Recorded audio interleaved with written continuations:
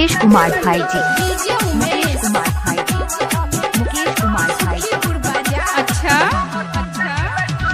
Matching करे छी के तोहर डरे सके सच बड़ाई कर तोहर गप सके अरे तू जब तक हमरो मन लगे है मैचिंग करे छी के तोहर डरे सके सच बड़ाई करी तोहर गप सके लाली लाली ओठा बापा मुस्का न खिलै छ ओए होए लगी और कहियो तोहर ओढ़नी के कलर हमर गाम अच्छा मिले छ तोरो गामा छाके कलर हमरा ओढ़नी से मिलै छ चल ओढ़नी के कलर हमर गाम अच्छा मिले छ mix by DJ Mukesh Kumar भाई जी, मुकेश कुमार भाई जी, मुकेश कुमार भाई जी। डीजे उमेश सुखीपुर बाजार।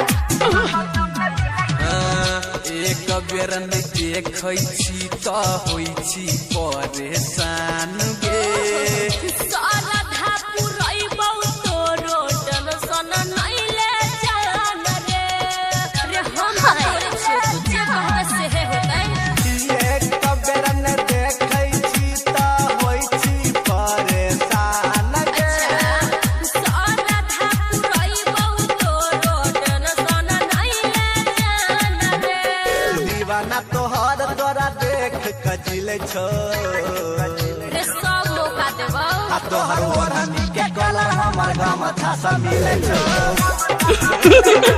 सचो ओढ़नी के कलर तोरे गाम अच्छा से मिलै छ तोहर ओढ़नी के कलर हमर गाम अच्छा मिले छो क्या नाम है आपका? क्या नाम है आपका? क्या नाम है आपका? डीजे मुकेश कुमार भाई जी, मुकेश कुमार भाई जी, मुकेश कुमार डीजे भाई जी। उमेश आपका ये नाम है? सुखीपुर बाजार।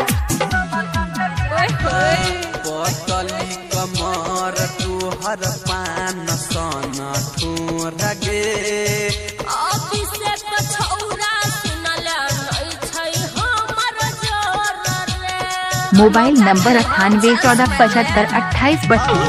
पतली कमर तोहर पान सन ठोर गे सोना तो सिधाली सुनले नै छै हमर जोर रे आगे धीरे चल सुमन सोना कमर तोहर हिलै छ अच्छा आ तोहर ओढ़नी के कलर हमर गाम अच्छा मिले छ